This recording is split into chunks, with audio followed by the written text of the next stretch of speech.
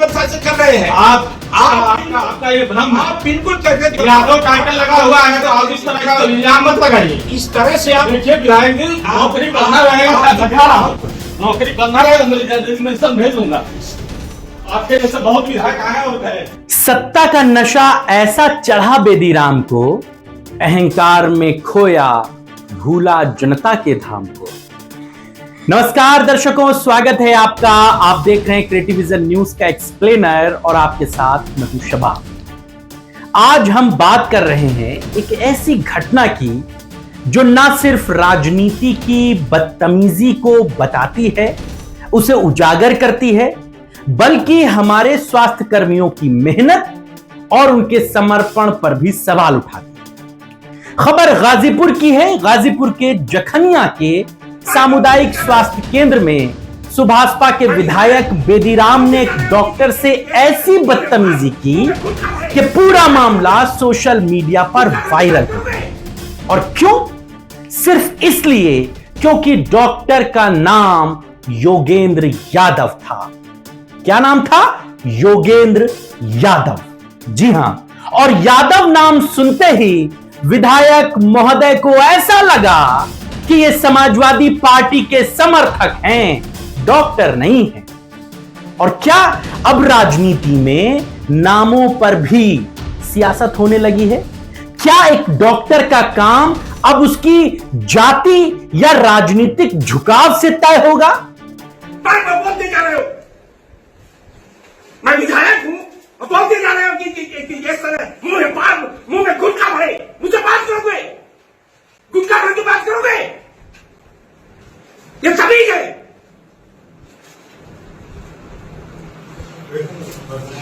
आप तमाशा बना रखे हैं, सबका हाजिरी लगा रहे हैं, फटाफट सबकी हाजिरी लगाइए। ये 2 बजे से 3 बजे से मुझे भगना ही किया। क्यों नहीं आते हैं? क्यों नहीं रजिस्टर पर ड्यूटी किया? क्यों नहीं अपनी स्थिति लगाया? तो स्थिति लगाना चाहिए। कहा करिए भाई कि आप ड्यूटी समाप्त हो जाए, 1 दिन बाद आप लगाइए। क्यों भाई? और आप नहीं कर सकते, ऐसे टिकट आइयो, स्टार रजिस्टर लगाइए। आदर के साथ बोल रहा हूं। किस तरह से आप चिल्ला के बात कर रहे हैं हमसे, वैसा चिल्लाना हमको बिल्कुल पसंद नहीं है। और मैं नौकरी करूं या ना करूं, मुझे कोई फर्क नहीं। आप करके आप करें, आपका मैं सम्मान कर रहा हूँ, आपका मैं सम्मान कर रहा हूँ। मैं नौकरी करूं या न करूं, कोई फर्क नहीं पड़ता मुझे। आप नौकरी करें अड्डा करें, उससे भी लेकिन आप सरकार की मंशा के हिसाब से मैं काम करता हूँ। बिल्कुल सरकार की मंशा, आप समाजवादी पार्टी की मंशा से कर रहे हैं। आपका ये भ्रम है। आप बिल्कुल कहते यादव टाइटल लगा हुआ है तो आप इस तरह का इल्जाम मत लगाइए। इस तरह से आप देखिए विधायक जी, नौकरी करना रहेगा, लगा रहा हूं। नौकरी करना रहेगा, मैं सब भेज दूंगा। आपके जैसे बहुत विधायक आए होते हैं।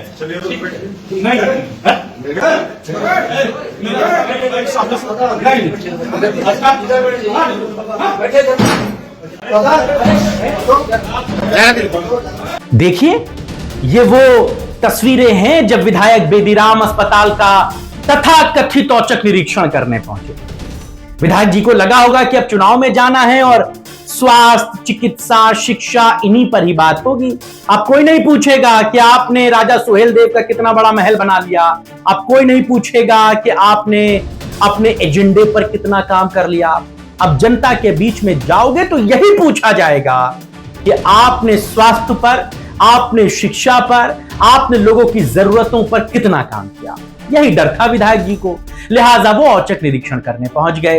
कर्मचारियों की अनुपस्थिति, गंदगी और मरीजों को बाहर से दवाएं मंगवाने की शिकायतों पर उन्होंने डॉक्टर योगेंद्र यादव से पूछताछ की। लेकिन बात पूछताछ तक रहती तो सब कुछ जायज कहा जा सकता था, लेकिन ये पूछताछ आगे बढ़कर बदतमीजी तक पहुंच गई। विधायक ने डॉक्टर पर आरोप लगाया कि वो सपा कार्यकर्ता की तरह काम कर रहे हैं और डॉक्टर ने जवाब में कहा, नौकरी रहे या ना रहे ये सब नहीं सुन सकता। ये अपने आप में बहुत गंभीर बात है। डॉक्टर महोदय मुंह में गुटखा डालकर काम कर रहे थे, ये आरोप विधायक लगा रहे हैं। लेकिन सवाल यह है कि क्या एक विधायक का काम अस्पताल में डॉक्टरों को धमकाना है?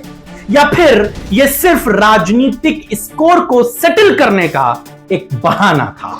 दोस्तों, डॉक्टर योगेंद्र यादव जैसे स्वास्थ्यकर्मी दिन रात मरीजों की सेवा में लगे रहते हैं। ग्रामीण इलाकों में खासतौर पर जहां संसाधन कम होते हैं, वो वहां अपनी जान जोखिम में डालकर काम करते हैं। ऐसे में एक नेता का आकर उन्हें अपमानित करना न सिर्फ अनुचित है, बल्कि पूरे स्वास्थ्य तंत्र पर हमला है। हम डॉक्टर यादव के साहस की सराहना करते हैं, जिन्होंने इस्तीफे की धमकी देकर भी अपनी गरिमा बचाई है। ये वो लोग हैं जो महामारी में फ्रंट लाइन वॉरियर बने और अब राजनीति की बदतमीजी का शिकार हो रहे हैं। क्या हम ऐसे डॉक्टरों को खोने का जोखिम उठा सकते हैं? और क्या एक विधायक इस हद तक एक डॉक्टर से बदतमीजी से बात कर सकता है? और कौन बात कर रहा है? वो विधायक बेदीराम। यह भी बड़ा अजीब इत्तेफाक है कि ये वही बेदीराम हैं जिन पर खुद कई परीक्षाओं में नकल कराने और पेपर लीक कराने के आरोप हैं। इनके मामलों में एसटीएफ जांच कर रही है। इनके नाम पर सिर्फ उत्तर प्रदेश में ही नहीं, बल्कि कई दूसरे राज्यों में भी केस दर्ज हैं। उत्तर प्रदेश, मध्य प्रदेश, राजस्थान, यहां तक कि रेलवे भर्ती से लेकर मेडिकल एंट्रेंस तक के एग्जाम 2006 से लेकर अब तक कम से कम 9 केसों में इनका नाम आ चुका है और इन्हें पेपर लीक माफिया कहा जाता है। गिरफ्तारी हुई है, जमानत पर बाहर हैं और अब विधायक का जलवा देखिए। अपने बाहुबल के साथ, अपने गुर्गों के साथ अस्पताल में निरीक्षण कर रहे हैं। और मजेदार बात यह है कि इन्होंने खुद को बेकसूर बताया है, लेकिन रिकॉर्ड्स तो कुछ और कहते हैं। क्या अस्पताल में अनियमितताओं पर सवाल उठाने वाले खुद अपनी अनियमितताओं पर चुप रह पाते हैं? क्यों कोई जवाब नहीं देता? शायद इसलिए क्योंकि नकल का धंधा चलाने वाले अब स्वास्थ्य निरीक्षण के एक्सपर्ट बन गए। Railway group D paper leak, MPPSC, Ayurveda entrance, ये सब में बेदीराम का नाम है पेपर लीक मामले में। और अब जब पूरे देश में नीट और यूजीसी नेट जैसे परीक्षा पेपर लीक पर हंगामा मचा है, तो इनके पुराने वीडियो वायरल हो रहे हैं, जहां वो इस बात को कहते थे कि पैसा दो, पास करा देंगे। लेकिन अगर पेपर कैंसिल हो गया तो जिम्मेदारी नहीं है। क्या बिजनेस मॉडल है विधायक जी का? और ये सब सुभाषपा के टिकट पर विधायक बने हैं। ये सब एनडीए का हिस्सा है। वही एनडीए जहां पर योगी जी जीरो टॉलरेंस नीति का दंभ भरते हैं। वही एनडीए जहां पर मोदी जी युवाओं को रोजगार का भरोसा दिलाते हैं, बेहतर परीक्षाओं के लिए सपने दिखाते हैं। और उसी एनडीए में ये विधायक पेपर लीक करते पकड़े जाते हैं। और जिस पार्टी के ये विधायक है ना, उनके नेता हैं माननीय ओम प्रकाश राजभर। ये सुभाषपा के प्रमुख हैं, योगी सरकार में मंत्री हैं। ये खुद मन से कहते हैं कि किसी भी डिपार्टमेंट में नौकरी चाहिए तो फॉर्म भरने के बाद बेदीराम से मिल लो, जुगाड़ जरूर कर देंगे। वीडियो सुना है? नहीं सुना है? नहीं सुना है तो सुन लीजिए। काम करते हैं हमारे बेदीराम जी। खड़ा हो जाइए बेदीराम जी, इनके कोनो बीमारी नहीं। एक बात आप लोगों से कहूंगा भाई, देखो भाई, यहां जितने पार्टी के नेता सब लोग हो, किसी विभाग में नौकरी चाहिए, किसी विभाग में आपके भाई को, आपके परिवार, बच्चे को, आपकी बच्ची को नौकरी चाहिए, तब फार्म भरने के बाद वो क्या कहते, क्या आता है वो, कॉल लेटर एडमिट कार्ड या कॉल लेटर, जो भी कहते हो भाई, कॉल लेटर। जब कॉल लेटर आ जाए तो कॉल कर लेना निश्चित है, जुगाड़ तो बना ही दे। वाह मंत्री जी, क्या यही है आपकी नौकरी दिलाने की पॉलिसी? पेपर लीक के आरोप वाले को जुगाड़ मास्टर बताना। यह तो राजनीति का नया एग्जाम पैटर्न शुरू हो गया, जहां मेहनती छात्र दिन रात पढ़ते हैं और वहां मिल लो कहकर दूसरों के लिए सब कुछ सेट कर दिया जाता है। शायद मंत्री जी को यह लगता है कि एसटीएफ की जांच भी जुगाड़ से हो जाए, लेकिन जनता पूछ रही है, क्या ऐसे जुगाड़बाजों को राजनीति में जगह मिलनी चाहिए? दोस्तों, यह घटना सिर्फ अस्पताल की नहीं बल्कि पूरे सिस्टम की है। डॉक्टर जैसे योगेंद्र यादव हमारे समाज के असली हीरो हैं, जो बिना किसी राजनीतिक बैकिंग के सेवा करते हैं। हम मांग करते हैं कि इस बदतमीजी की जांच हो और बेदीराम पर लगे आरोपों पर एसटीएफ तेजी से कार्रवाई करे।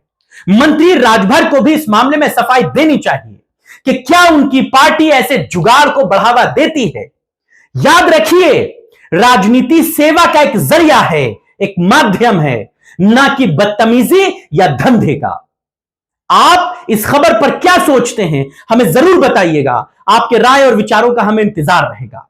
आज की चर्चा में बस इतना ही। इजाजत दीजिए। नमस्कार।